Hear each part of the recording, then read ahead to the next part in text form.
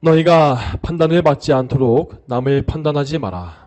너희가 판단하는 그 판단으로 너희도 판단받을 것이며 너희가 저울질하는 대로 너희도 저울질 당할 것이다. 어찌하여 너희는 내 형제의 눈 속에 있는 티는 보면서 내 눈 속에 있는 들보는 발견하지 못하느냐? 내 눈 속에 들보가 있는데 어떻게 내 형제에게 내가 내 눈에서 티를 빼내게 하라 하고 말할 수 있겠느냐? 유선자야, 먼저 내 눈에서 들보를 빼내어라. 그리하면 내가 밝히 보게 되어 내 형제의 눈에서 티를 빼내줄 수 있을 것이다. 거룩한 것을 개들에게 주지 말고 너희 진주를 돼지들 앞에 던지지 마라. 그것을 발로 짓밟고 돌아서서 너희를 물어뜯지 못하게 하라. 아멘. 이 시간에는 성도에게 요구되는 관대함과 단호함이라는 제목으로 하나님의 말씀을 증거하겠습니다. 이제 우리는 산상수훈의 말씀 중에서 마지막 장인 마태복음 7장으로 들어갈 것입니다. 산상수훈은 마태복음 5장, 6장, 7장에 연달아 기록되어 있는데 이 설교를 통하여서 예수님은 참된 성도의 삶과 그 모습이 무엇인지를 점증적으로 보여주신 바 있습니다. 다시 말해서 이 산상수훈은 이 장을 더해갈수록 넘어갈수록 이 성도의 삶을 점점 더 구체적으로 더 풍성하게 제시해 주는 것입니다. 그래서 맨 처음에 나와 있는 5장을 보게 되면 거기에는 이 천국 시민의 정체성이 무엇인가가 먼저 나옵니다. 이것은 우리 성도가 과연 어떤 종류의 사람인지를 보여주는 가장 기초적인 말씀이라고 볼 수 있겠습니다. 이렇게 성도가 누구인지를 정의한 이후에 6장으로 넘어가면 그 성도들이 반드시 나타내야 하는 참된 경건함이 무엇인지가 나와 있습니다. 경건함이란 이 종교적으로 엄숙해 보이는 모습을 뜻하지 않습니다. 경건함은 하나님을 경외하는 마음에서 우러나오는 거룩한 삶의 방식과 모습 전체를 의미합니다. 경건한 사람은 그 마음 속에서부터 하나님의 거룩하심을 의식하고 사모하며 그래서 그 거룩하신 하나님께서 기뻐하시는 삶을 살기 위해서 자기의 마음과 생각과 말과 행동, 그 삶의 전체를 말씀에 맞추어 갑니다. 그러나 경건을 가장하는 위선자들은 아무리 그 겉모습을 경건해 보이게 꾸밀지라도 그 마음속에 있는 그 정욕의 그 근원이 드러나게 되어 있습니다. 자, 그리고 이 6장 말씀에 이어서 산상수훈의 마지막 7장의 말씀은 우리 성도들이 소유해야 하는 영적인 분별력에 대해서 말하고 있고 또한 진리를 따라서 실천하는 삶이 무엇인지를 보여주고 있습니다. 이 중에 먼저 분별력에 대해서 말하자면 성도들은 단지 착한 성품만을 가진 사람들이 아니라 진리와 진리가 아닌 것을 단호히 분별할 수 있는 지혜로운 사람이 되어야 한다는 것입니다. 마태복음 10장에 나와 있는 예수님의 말씀과 같이 우리는 비둘기같이 순결할 뿐만 아니라 뱀처럼 지혜롭기도 해야 합니다. 참된 성도는 성령께서 주시는 지혜로 말미암아 악한 세력에게 속지 말아야 하며 거룩한 지혜로 이 세상을 이기는 용사가 되어야 하는 것입니다.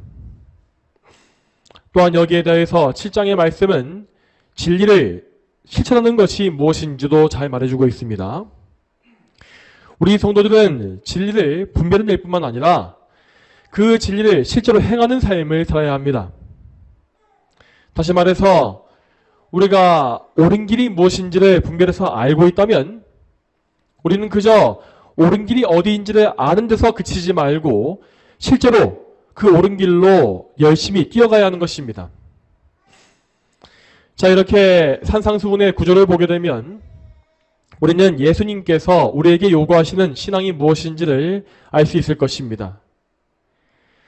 우리는 예수 그리스도를 진정으로 믿는 참된 성도들이 다 돼야 하고 또한 성도로서 하나님을 두려워하는 경건함을 갖춰야 하며 또한 그 경건함으로 말미암아 이 땅에 거짓을 분별하고 거짓과 싸우는 순종과 실천의 삶을 살아야 한다는 것입니다. 이와 같이 예수님은 우리를 죄와 사망에서 구원해 주신 이후에 하나님께 영광을 돌리는 참으로 복되고 영광스러운 길로 계속 이끌어 가시는 것이죠. 그러므로 진정으로 구원받은 성도들은 그의 삶은 결코 정체되어 있을 수가 없습니다. 성도는 성령으로 말미암아 그리스도와 연합하였기 때문에 계속해서 그리스도께서 가시는 길을 함께 걸어가게 되어 있습니다. 그렇기 때문에 우리는 이 산상수훈의 말씀을 들을 때에 우리에게 정말로 그리스도와 연합되어진 삶의 증거가 나오고 있는지를 생각하면서 말씀을 들어야 함을 항상 기억하시기 바랍니다. 자, 그러면 오늘부터는 산상수훈의 세 번째 장인 분별과 실천에 대해서 말씀을 살펴보겠습니다. 특별히 오늘 본문에서 예수님은 판단이라는 주제에 대해서 말씀을 들려주십니다. 여기에서 예수님께서 말씀하시는 이 판단이라는 것이 무엇이겠습니까? 이것은 우리가 이웃의 잘못이나 단점, 허물 등을 지적하고 그를 나쁘게 생각하는 모든 것을 다 아우릅니다. 그러니까 이것은 이웃과의 관계 속에서 그들을 정죄하고 미워하는 악한 행동과 마음과 이 말, 모든 것을 다 말하는 것입니다. 자, 그러므로 이 판단이라는 것은 진리에 대한 분별과는 관계가 없습니다. 자, 만일에 누군가가 성경의 진리를 이탈하고 왜곡하고 있다면 성도들은 마땅히 그것을 분별하고 또 단호하게 비판할 줄 알아야 합니다. 이러한 성경적인 비판이라는 것은 결코 오늘 본문에 나와 있는 악한 판단과 관계가 없습니다. 그런 의미에서 오늘날의 많은 교회들은 이 본문의 말씀을 아주 잘못된 방법으로 사용하는 경우가 너무나 부지기수입니다.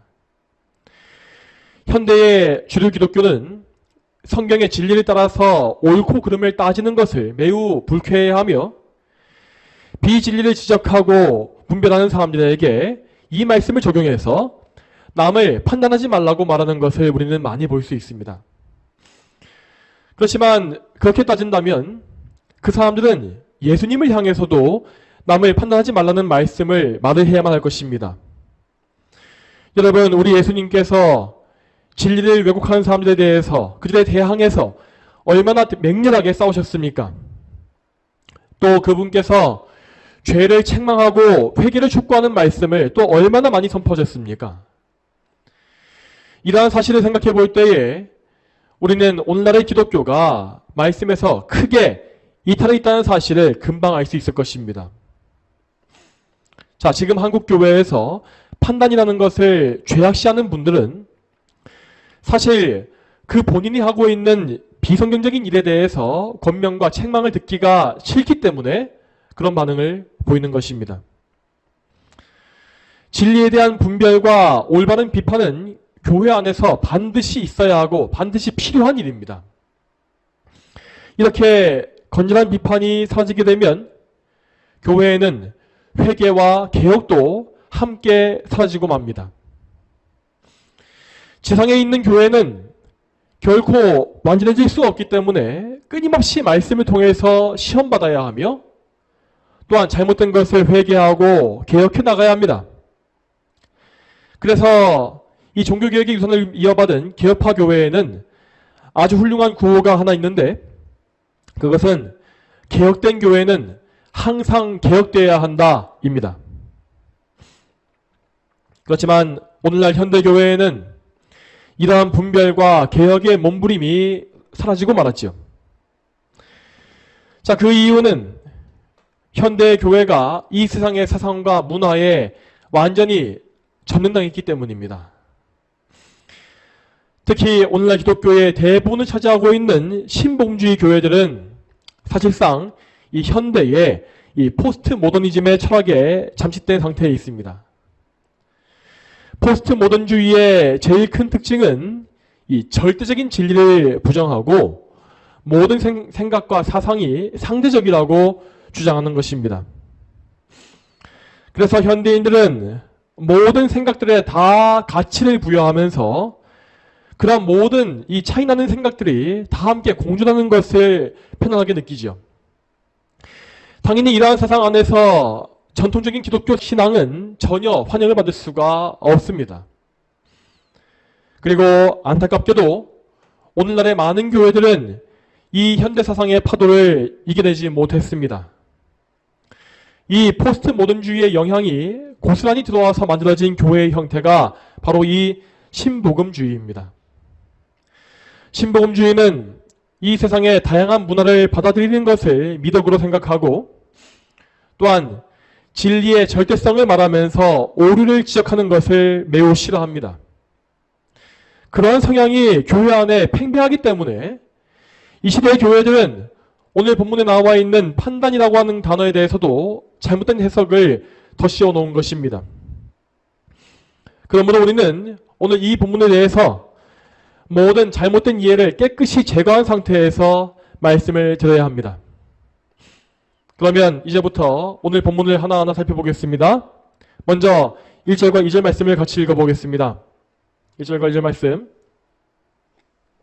같이 읽어보겠습니다. 자, 시작. 너희가 판단을 받지 않도록 남을 판단하지 마라.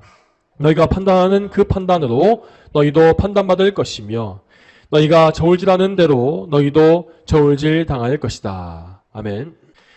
여기서 예수님은 남을 악하게 판단하는 것의 결과, 그 대가가 무엇인지를 말씀하십니다. 이웃을 사랑하고 긍휼히 여기는 마음이 없이 악하게 판단하는 사람은 결국 그 자신도 똑같은 판단을 받게 됩니다. 자, 이 판단이라는 것은 곧 하나님께 받는 징계 혹은 심판을 가리킵니다. 하나님은 모든 사람의 일거수일투족을 다 보고 계시며 우리의 말과 행동과 생각을 선악간에 판단하시는 분입니다. 특히 우리 성도들에 대하여서 남을 가혹하게 판단하는 것은 하나님 앞에 아주 심각한 죄악으로 여겨질 수밖에 없습니다. 왜냐하면 우리 성도들은 이미 하나님께로부터 긍휼함과 죄 용서의 무한한 은혜를 받아본 사람들이기 때문이죠. 그러므로 만일 우리가 다른 사람들에게 은혜를 베풀지 아니하면 하나님은 우리의 그 행동을 무척 불쾌하게 여기실 것이 분명합니다. 이전의 말씀을 보게 되면 판단의 죄를 지을 때에 치르게 되는 대가가 좀 더 강하게 표현되어 있습니다. 우리 주님은 말씀하시기를 너희가 너희의 이웃을 다루는 방식대로 하나님도 너희를 다루실 것이다 라고 하신 것입니다. 그러므로 만일 우리가 하나님의 은혜에 감사하는 가운데 그 은혜를 이웃들에게 나누어 준다면 하나님은 우리의 그 행동을 크게 기뻐하실 것입니다. 자, 왜 그렇습니까? 왜냐하면 우리가 이웃에게 은혜를 베푼다고 하는 것은 곧 하나님께서 주신 은혜의 열매이기 때문입니다. 하나님은 열매를 맺는 가지를 더 거룩하게 하시어서 더 많은 열매를 맺게 하시는 분입니다. 그렇기 때문에 이웃에게 은혜를 베푸는 성도들은 세월이 갈수록 그들에게 더 크고 더 풍성한 은혜를 베풀 수 있는 넓은 마음을 더 많이 가지게 될 것입니다. 그러나 반대로 우리가 이웃에게 은혜를 베풀지 않고 그들을 악하게 판단한다면 어떻게 되겠습니까? 자, 그러한 죄악은 결국 우리의 지금 현재의 영적 상태가 어떠한지를 잘 보여주고 있는 것입니다.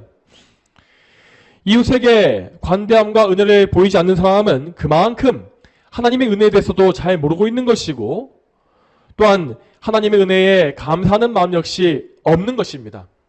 그렇다면 하나님은 우리가 하나님의 은혜의 소중함을 알 수 있도록 지금 우리에게 주어진 은혜를 잠시 거두어 가십니다. 이렇게 하나님께서 은혜를 거두실 때에 비로소 우리는 우리가 그동안에 이제까지 얼마나 하나님의 은혜를 많이 누리고 있었는지를 알게 됩니다. 하나님께서 나를 얼마나 관대하게 대해 오셨는지, 나를 나의 죄의 대가로 다 징계하지 않으시고 얼마나 참아주셨는지를 알게 된다는 것입니다. 그리고 이러한 징계가 임해야만 우리는 나 자신의 무정하고 냉랭한 마음을 발견하고 하나님 앞에 회개할 수 있습니다. 하나님, 제가 예수 그리스도의 무한한 은혜를 받아보았으면서도 제 이웃들을 사랑하지 못했습니다. 저를 용서하시고 긍휼히 여기시며 또한 제게 사랑을 허락해 주시옵소서. 이러한 기도가 터져나온다는 것입니다. 이처럼 하나님은 우리를 훈계하심으로 우리가 이웃들에게 마땅히 베풀어야 할 사랑이 있다는 사실을 알게 하십니다. 우리 성도의 삶에서는 이러한 과정이 계속해서 반복되고 또 반복되는 것입니다. 하나님의 은혜를 저버림으로 훈계를 받고 또 그 훈계 때문에 다시금 회개해서 순종하는 것, 이러한 과정의 반복을 통하여서 하나님은 우리를 성화시키시고 또한 하나님의 성품을 담는 참된 성도들로 점차 세워가십니다. 그러면 계속 이어서 3절부터 5절까지의 말씀을 같이 보겠습니다. 오늘 본문의 3절부터 5절까지 말씀 같이 읽어보겠습니다. 자, 시작. 어찌하여 너는 내 형제의 눈 속에 있는 티는 보면서 내 눈 속에 있는 들보는 발견하지 못하느냐? 내 눈 속에 들보가 있는데 어떻게 내 형제에게 내가 내 눈에서 티를 빼내게 하라 하고 말할 수 있겠느냐? 위선자야, 먼저 내 눈에서 들보를 빼내어라. 그리하면 내가 밝히 보게 되어 내 형제의 눈에서 티를 빼내줄 수 있을 것이다. 아멘. 여기서 예수님은 우리가 남을 함부로 판단하는 것이 얼마나 잘못된 일인지를 알려주시기 위해서 아주 특이한 비유를 사용하고 계십니다. 이 말씀에 따르면 우리가 이웃에 대해서 비판하는 그 허물이라는 것은 눈 속에 있는 티라고 하였고, 반대로 나 자신에게 있는 잘못은 눈 속에 있는 들보라고 하였습니다. 앞에 남아있는 티라고 하는 말은 원어상 의미로 기껏해야 곡식의 나달 껍질 정도의 크기의 작은 알갱이를 의미합니다. 하지만 들보라고 하는 것은 아시다시피 이 건물을 떠받치는 커다란 목재를 말하는 것이죠. 이것은 우리가 보기에 지나치게 과장된 표현처럼 보일 수도 있습니다. 그러나 이 티와 들보라는 비유는 사실 하나님께서 보시기에 우리의 상태가 어떻게 보이는지를 정확히 알려주고 있는 표현입니다. 여러분, 우리 이웃의 눈에 있는 티끌은 곧 우리가 우리의 기준에서 잡아내는 남의 흠결을 의미합니다. 내가 가진 도덕의 기준으로 남을 판단하면서 저 사람은 저게 문제다. 어떻게 저렇게 행동할 수가 있는가? 어떻게 나에게 이렇게 행동할 수 있는가? 라는 식의 불평을 하는 것이 바로 이것입니다. 자, 그런데 우리가 보기에 이웃의 흠결은 정말로 엄청난 문제와 같이 보일 것입니다. 특히 어떤 의견이 서로 너무나 다를 때에 우리는 상대방의 잘못을 과장하고 부풀리는 경향이 다 있습니다. 나는 무조건 맞고 너는 무조건 틀렸다. 너는 크게 잘못되었다. 이것이 우리의 보편적인 생각입니다.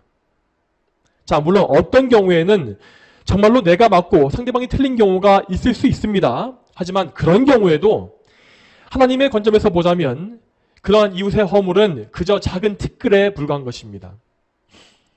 실상 하나님께서 보시기에 모든 죄인들에게는 정말로 거대한 들보 같은 문제가 다 있습니다. 그 들보라는 것은 곧 모든 죄인에게 있는 원죄와 타락한 본성입니다. 이 타락한 본성은 모든 사람을 하나님과 원수되게 만들며 또한 하나님께서 미워하시는 죄를 계속 짓게 만듭니다. 이 타락한 본성, 이 들보는 저에게도 있고 여러분에게도 있으며 또한 우리의 모든 이웃에게 다 있습니다. 그러므로 사실 우리가 정말 깊이 생각하고 다뤄야 할 문제는 바로 이 본성의 문제, 들보의 문제인 것입니다. 그럼에도 불구하고 우리는 나의 타락한 본성에 대해서는 생각하지 못하고 그저 사소한 티에 불과한 이웃의 허물 때문에 그들을 미워하고 쉽게 판단해버리는 죄를 지으며 살고 있습니다. 여러분, 우리는 오늘 말씀을 통하여서 죄에 대한 하나님의 관점을 바르게 알고 우리 역시 그 관점을 가져야 합니다. 우리는 무엇보다 먼저 나 자신의 죄인됨을 항상 인식하면서 마음을 낮추고 겸손케 해야 합니다.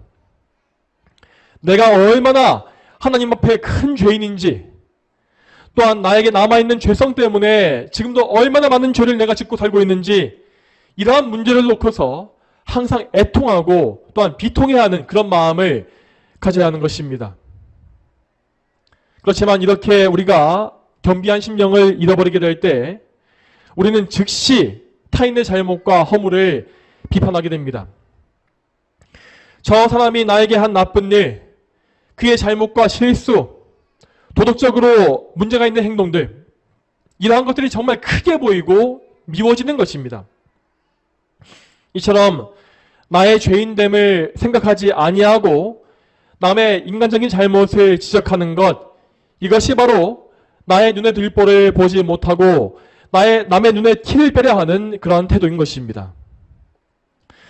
여러분, 그러면 우리는 어떻게 해야 나의 죄인됨을 잊지 않고 겸손한 사랑을 베풀 수 있겠습니까? 이것을 위해서 우리는 항상 하나님 앞에 상한 심령을 가지고 살아야 합니다. 상한 심령이라는 것은 하나님 앞에 죄인된 나의 처지를 아는 것이고, 또한 의를 행하기 위하여서 오직 하나님의 은혜에만 매달리는 겸비한 마음의 상태입니다. 이러한 마음을 가지고 있을 때에 우리는 결단코 남을 정죄하는 죄에 빠질래야 빠질 수가 없습니다. 오히려 그럴 때 우리는 남의 잘못을 볼 때에도 그런 잘못과 죄를 범할 수밖에 없는 그의 상태, 그의 악한 그 처지와 상태를 슬프게 여길 것입니다. 내가 하나님 앞에 비참한 죄인이듯이 나의 이웃도, 저 사람도 비참한 죄인이라는 사실을 생각하게 되는 것이죠. 그렇게 되면 우리는 이웃을 판단하고 미워하는 것이 아니라 그들이 모두 나와 같이, 우리 성도들과 같이 하나님의 은혜 안에 들어와서 함께 거하기를 간절히 바랄 것입니다. 또한 상한 심령을 통하여서 우리는 우리의 이웃이 하나님께 짓는 죄를 보고 또한 그것에 대해서도 애통한 마음을 품을 수가 있습니다. 자, 설령 그가 나에게 악을 행했다 할지라도 우리는 먼저 그 이웃이 하나님께 죄를 지은 것과 하나님과 원수된 것에 대해서 슬퍼한다는 것입니다. 만일에 그가 지금 이 상태 그대로 계속 죄를 짓다가 심판과 형벌에 처한다면 어떻게 될 것인가? 그러한 두려운 마음을 가지게 되는 것이죠. 그러면 우리는 그 이웃을 위하여서 진심으로 기도할 것이고, 또한 그에게 복음을 전해주기 위해서 우리의 지혜와 마음을 짜내게 될 것입니다. 그리고 혹 그 이웃이 이미 구원받은 그리스도를 믿는 형제라고 한다면 우리는 그를 돌이켜 회개로 이끌기 위하여서 사랑의 권면을 해줄 수 있을 것입니다. 그러나 이와 반대로 우리가 긍휼과 사랑을 잊어버리면 우리는 하나님께서 미워하시는 악한 판단의 죄를 지을 수밖에 없습니다. 이웃의 잃어버린 영혼에 대해서는 조금도 불쌍한 마음을 품지 않으면서 그가 나에 대해서 행한 잘못과 나에게 준 피해에 대해서만 분노하는 그러한 태도가 되는 것입니다. 여러분, 이러한 마음 상태를 우리는 정말로 주의해야 합니다. 우리 안에서 이렇게 사랑과 은혜가 사라진 것을 알게 된다면 우리는 즉시 우리의 악함을 회개하고 하나님께 도움을 청해야 합니다. 내가 어디에서 넘어졌는지를 알게 해주시고 다시금 돌이켜 그리스도와 동행할 수 있게 달라고 간구하는 것입니다. 만약에 우리가 이렇게 죄를 회개하지 아니하고 계속해서 강팍한 마음을 고집한다면 우리는 결국 오늘 말씀과 같이 예수님 앞에 유전자라고 불릴 것입니다. 여러분, 우리가 죄를 회개하지 않는 것은 단순한 문제가 아닙니다. 이것은 우리 자신에게 정말로 두려운 징조입니다. 회개가 없다는 것은 우리 자신에게서 하나님의 은혜가 사라졌다는 증거이고, 또한 그런 상태가 지속되는 것은 우리가 버림받은 자임을 보여주는 것입니다. 그러므로 우리는 회개의 기회가 아직 남아있을 때에 속히 주님께 달려가서 우리에게 참된 회개의 마음을 달라고 간구해야 합니다. 사랑하는 여러분, 부디 여러분 자신을 강팍하고 굳어진 상태에 방치하지 마십시오. 여러분이 정말로 회개의 삶을 살고 있는지를 지금 점검하시기 바랍니다. 참된 회개는 죄를 슬퍼하고 아파하는 것에서 시작해야 하고, 또한 죄를 미워함으로 죄를 끊고 죄와 싸우는 데까지 반드시 나아가야 합니다. 만일 우리에게 이러한 죄에 대한 아픔이나 슬픔이 없고, 또한 죄와 싸우는 그 능력과 그 의지가 전혀 나오지 않고 있다면 우리는 지금 참된 회개의 생활을 전혀 못하고 있는 중인 것입니다. 참된 회개는 여러분 자신이 원한다고 해서 할 수 있는 일이 아닙니다. 회개는 오직 성령님의 주권적인 뜻에 따라서 우리에게 주어지는 것입니다. 그러므로 우리는 항상 성령님께 의지함으로써 예수 그리스도의 보혈로 말미암아 죄를 씻음받고 또 실제로 죄를 끊는 그러한 삶을 살아야 합니다. 자, 그러면 다음으로 오늘 본문의 마지막 절인 6절을 같이 보겠습니다. 이 말씀 같이 읽겠습니다. 6절 말씀. 자, 시작. 거룩한 것을 개들에게 주지 말고 너희 진주를 돼지들 앞에 던지지 마라. 그것들이 그것을 발로 짓밟고 돌아서서 너희를 물어뜯지 못하게 하라. 아멘. 자, 이 구절은 언뜻 보면 앞에 1절부터 5절까지의 말씀과 아무런 관계가 없는 것 같이 느껴질 수 있습니다. 그렇지만 우리는 이 구절이 앞에 나와 있는 판단에 대한 말씀을 완성하고 있다는 사실을 알아야 합니다. 만약 우리 주님께서 판단에 대해서만 말씀하시고 다음 주제로 넘어가셨다면 사람들은 분명히 이 말씀을 정말 크게 오해하고 곡해했을 것입니다. 제가 설교에 이 서두에서 말씀드린 바와 같이 이 판단이라는 것을 모든 판단에 다 적용하여서 진리와 비진리를 판단하는 것까지 막아버렸을 것이라는 말입니다. 그렇지만 예수님께서는 6절의 말씀을 추가하심으로써 그분께서 말씀하신 판단의 범위가 어디까지인지를 분명히 정해주십니다. 자, 예수님은 분명히 우리 성도들에게 우리 이웃들을 관대하게 대해주라고 명하십니다. 하지만 그 관대함의 범위라는 것은 어디까지나 우리와 이웃의 개인적인 관계에 한정되어 있습니다.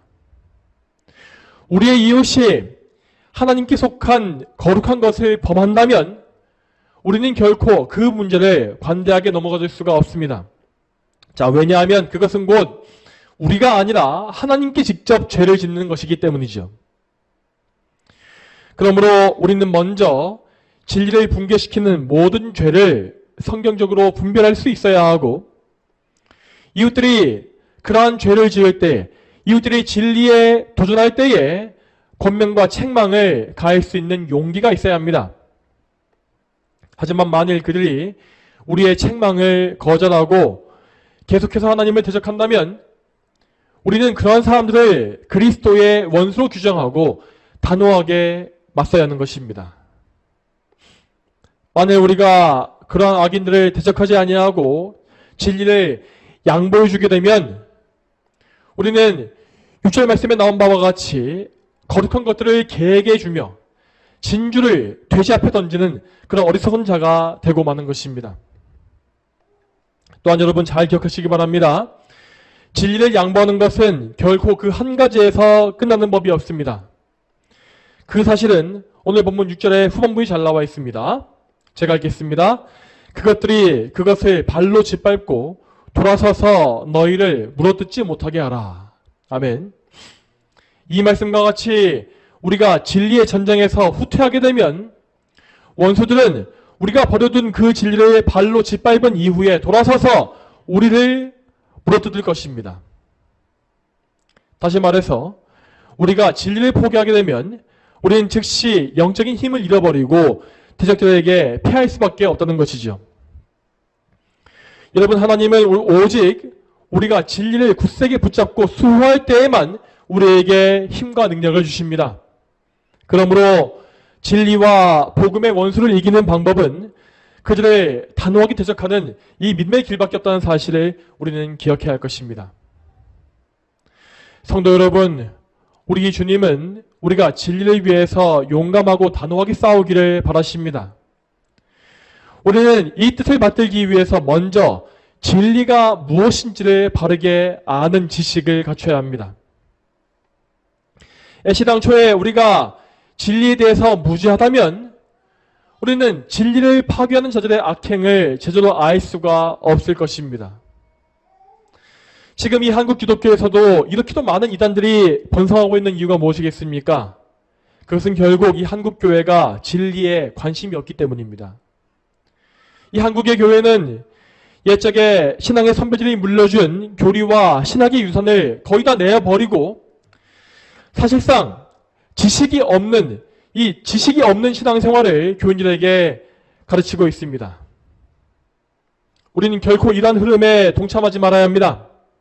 그러므로 여러분은 항상 성경을 열심히 깊이 읽으시되 또한 그 성경을 올바르게 해석할 수 있는 도구인 교리를 함께 연구하시길 바랍니다.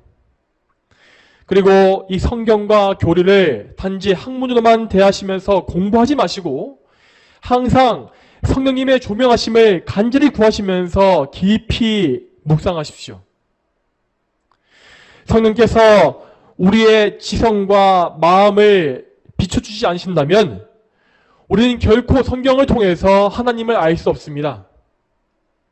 우리는 오직 지혜의 영이신 성령님의 인도하심 하에서만 하나님을 아는 참된 지식에 이를 수가 있는 것입니다. 여러분 또한 더 나아가서 이렇게 성경을 알아가시는 가운데에서 믿음의 담대함, 용기를 달라고 늘 간구하십시오. 만일 우리가 성경을 많이 한다 할지라도 담대함과 용기가 없다면 우리는 진리를 위해서 싸울 수가 없을 것입니다. 그런데 마귀의 세력을 대적하는 것은 결코 우리의 능력으로 할 수가 없는 일입니다. 우리는 원수들을 이미 이기신 예수 그리스도와 연합해야 하며 그리스도 안에서만 원수를 이길 수 있는 능력을 그분께로부터 부여받을 수 있는 것입니다. 우리 예수님은 일찍이 그분의 평생에 강한 대적들과 항상 영적 전투를 벌이셨습니다. 모든 거짓의 아비인 마귀가 예수님을 끊임없이 공격했고 또한 마귀에게 속한 마귀의 자녀들 거짓의 무리가 항상 와서 그분을 둘러싸고 있었습니다. 그럼에도 불구하고 예수님은 무한한 지혜와 능력으로 그들을 이기시고 승리하신 것입니다. 또한 무엇보다 예수님은 십자가 위에서 죄와 사망의 권세를 이기심으로 모든 원수의 세력을 일거에 무너뜨리셨습니다. 자, 그러므로 우리의 승리는 항상 예수 그리스도 안에만 있는 것입니다. 만약 우리가 예수님께 의지하지 않고 어떤 영적 싸움을 싸우려고 한다면 우리는 결단코 대적들을 이길 수가 없습니다.